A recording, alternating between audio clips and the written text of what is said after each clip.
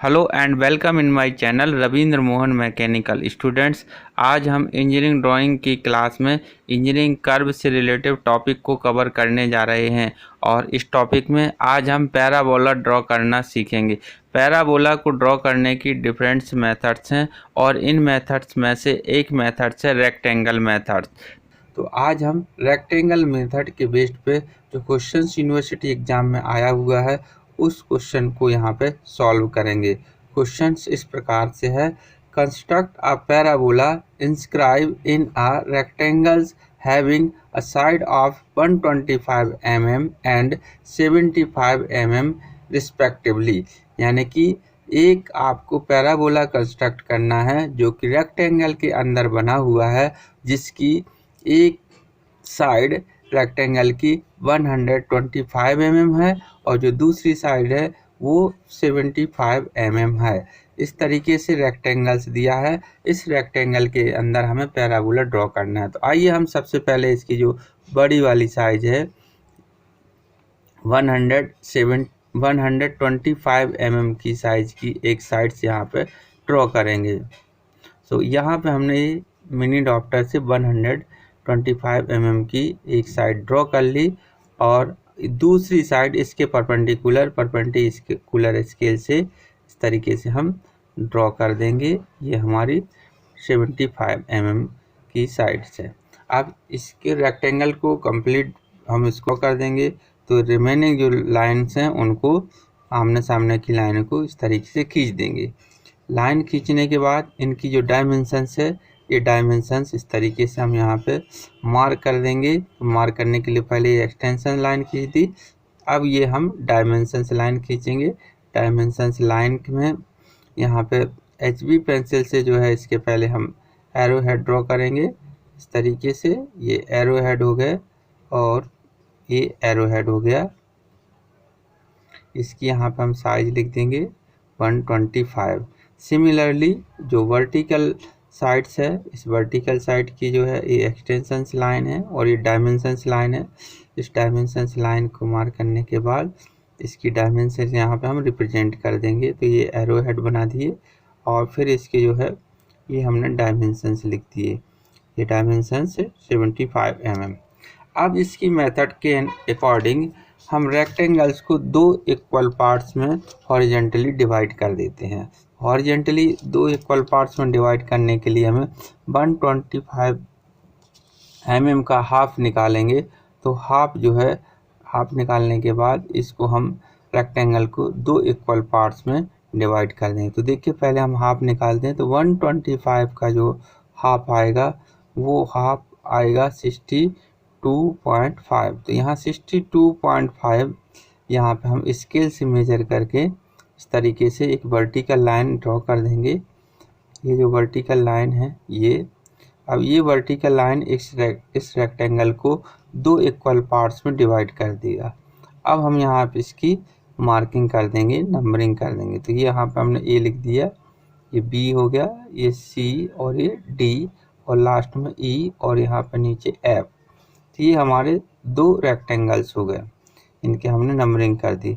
अब नंबरिंग करने के बाद इसकी जो मेथड्स होती है, इस मेथड्स के अकॉर्डिंग इसकी जो साइड्स होती हैं, वर्टिकल साइड्स और जो हॉरिजॉन्टल साइड्स हैं, इन वर्टिकल साइड्स और हॉरिजॉन्टल साइड को इक्वली हम डिवाइड करते हैं। मोस्टली इक्वली हम इसको 5 डिवीजन्स में डिवाइड करते हैं। इसके अलावा यदि आप ज़्यादा डिवीजन्स या कम डिवीजन्स करना चाहते हैं तो आप कर सकते हैं। यहाँ पे हम पैरेलल लाइन मेथड्स यूज करेंगे और इस पैरेलल लाइन मेथड की हेल्प से इस रेक्टेंगल को इक्वली 5 डिवीजन में डिवाइड करेंगे।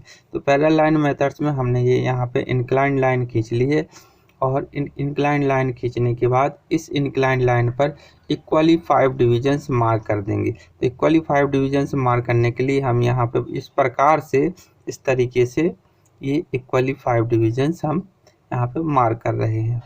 ये हमने इक्वली 5 डिवीजन मार्क करने के बाद इनकी जो नंबरिंग कर देंगे। तो 0 1 2 3 4 और ये 5 हो गया।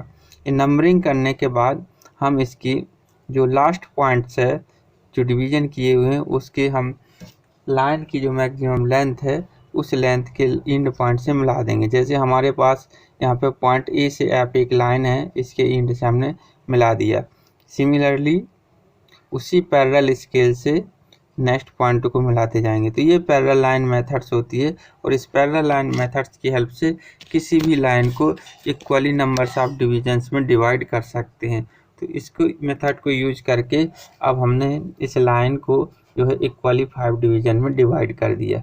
सिमिलरली जो हमारे पास वर्टिकल 5 डिविजन्स में डिवाइड करना है, तो यहाँ पे भी हम पैरेलल लाइन मेथड्स यूज करेंगे और पैरेलल लाइन मेथड्स यूज करने के बाद उसको भी डिवाइड कर देंगे। इसके पहले हम इसकी नंबरिंग कर देंगे ये, ठीक है। ये हमारे नंबरिंग का हमें ध्यान रखना है।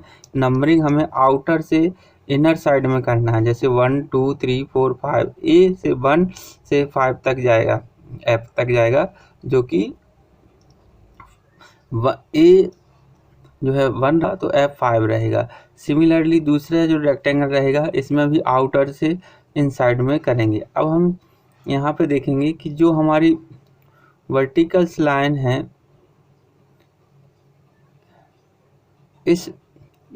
अब हम यहाँ पे देखेंगे जो हमारा हॉरिजॉन्टल लाइन है इसके हमने 5 डिविजन्स किए हुए हैं। सेम 5 डिविजन्स इसके हम इक्वली इस तरीके से डिवाइडर से मार्क कर देंगे। तो ये डिविजन्स हमारे 5 इक्वली हो जाएंगे। क्योंकि जितना इस साइड का राइट हैंड साइड वाला सर्किल है हमारा लेफ्ट हैंड साइड का सर्किल है, जो साइज में हमारा लेफ्ट हैंड साइड का रेक्टेंगल है उसी साइज में हमारा राइट हैंड साइड का रेक्टेंगल है। तो इस तरीके से हमने ये 1 2 3 4 5 ये डिविजन्स इक्वली मार्क कर दिए। अब हम यहाँ पे देखेंगे कि जो हमारी वर्टिकल लाइन है इस वर्टिकल लाइन को भी हमें यहाँ पे इक्वली 5 पार्ट्स में डिवाइड करना है। तो 5 पार्ट्स में डिवाइड करने सेम पैरेलल लाइन मेथड्स हम ड्रॉ करेंगे और पैरेलल लाइन मेथड्स की हेल्प से यहाँ पे हम इस लाइन को ड्रॉ करेंगे। पहले प्रकार से डिवाइडर से 5 इक्वल डिविजन्स मार्क कर देंगे। इस तरीके से ये 5 इक्वल डिविजन्स हमने मार्क कर दिए। 5 इक्वल डिवीजन मार्क करने के बाद इनकी जो हम मार्किंग कर देंगे। तो 0 2 3 4 5 ये हमने डिविजन्स मार्किंग कर दी। अब पैरेलल लाइन मेथड्स में स्केल मिनी ड्राफ्टर को लास्ट के दोनों पॉइंटों को मैच करके इससे हम लाइन खींच देंगे और लाइन खींचने के बाद स्केल को टाइट करके वही पैरेलल लाइंस नीचे नेक्स्ट पॉइंट को इस तरीके से मिलाते जाएंगे।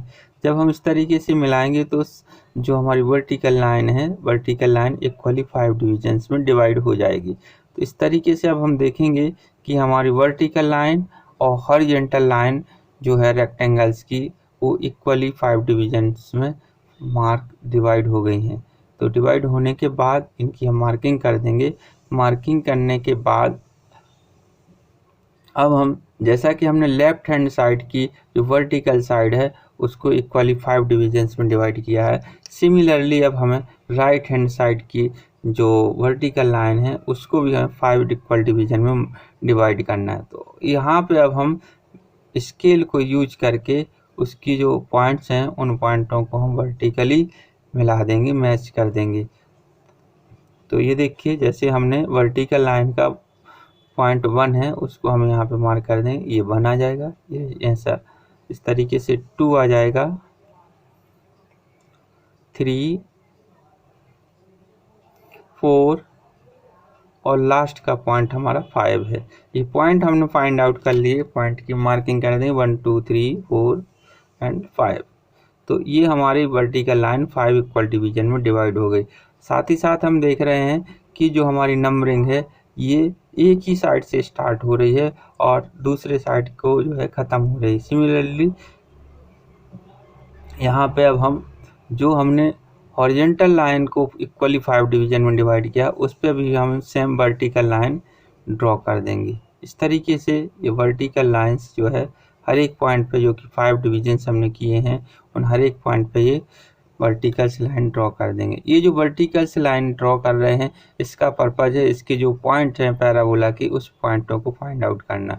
तो इन पॉइंटों को फाइंड आउट करने के लिए ये जो वर्टिकल लाइन है इन वर्टिकल लाइन को हम साइड से साइड लाइन के थ्रू इनको मैच कराते हैं और मैच करने पे जो पॉइंट आते हैं वो हमारे पैराबोला के पॉइंट्स होते हैं। जैसे कि यहाँ पे हम देख रहे हैं कि जो हमने वर्टिकल डिविजन्स किए हैं, अब इन वर्टिकल डिवीजन से 1 पॉइंट को वर्टिकल डिवीजन्स को हम ऊपर के अपेक्स पॉइंट, ऊपर के सेंटर पॉइंट ई से मिलाएंगे।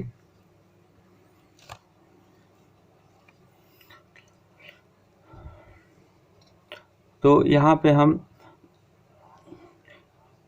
इन वर्टिकल पॉइंट्स को ऊपर के पॉइंट्स ई से मिलाएंगे इस तरीके से, सेट स्क्वायर की हेल्प से या स्केल की हेल्प से। तो ये देखिए, हमने 0 को पहले ई से मिलाया, फिर हमने 1 को ई से मिलाया,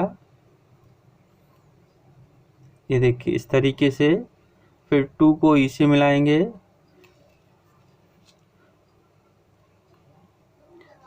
फिर 3 को,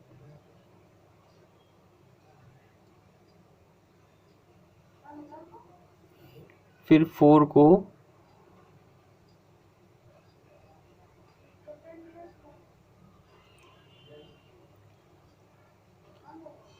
और सिमिलरली इस साइड में 0 को ई से मिला,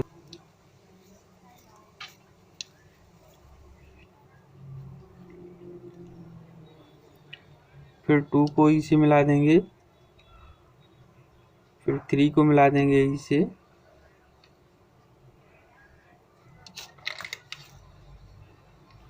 फोर को मिलाएंगे,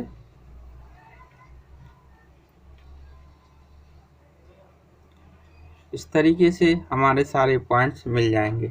अब हम देखेंगे कि ये जो हमने इंक्लाइंड लाइन मिलाई हुई हैं, जो कि 1 2 3 4 से ई पर मिली हुई हैं, और साथ ही साथ जो हमारी वर्टिकल लाइंस हैं, जो कि वर्टिकली 1 2 3 4 5 हैं, ये आपस में इनके जो नंबर इंटरसेक्ट करेंगे, वो पॉइंट्स इनके जो है पैराबोला के पॉइंट्स, कर्व के पॉइंट्स होंगे। जैसे 0 0 से यहाँ पे मिलेगा, इसको हम बोल देंगे P0।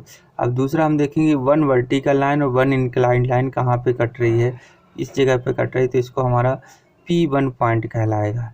सिमिलरली 2 इंक्लाइंड लाइन और 2 वर्टिकल लाइन, ये P2 कहलाएगा। सिमिलरली 3 वर्टिकल और 3 इंक्लाइंड, ये P3 कहलाएगा पॉइंट।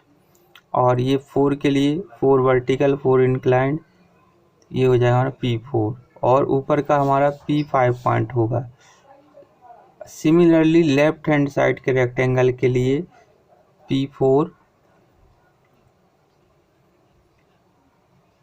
डैश, 3 के लिए P3 डैश, 2 के लिए P2 डैश, 1 के लिए P1 डैश,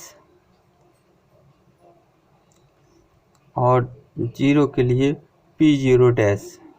ये हमारे पॉइंट की मार्किंग होगी। अब हम बता देंगे फ्रेंड्स, अब हम फ्रेंच कर्व सेट करेंगे। तो यहाँ पे हमारे डिफरेंट फ्रेंच कर्व्स हैं। इस फ्रेंच कर्व में से कौन सा इसका फ्रेम यहाँ पे मैच होगा, ये आपको मिला के देखना है।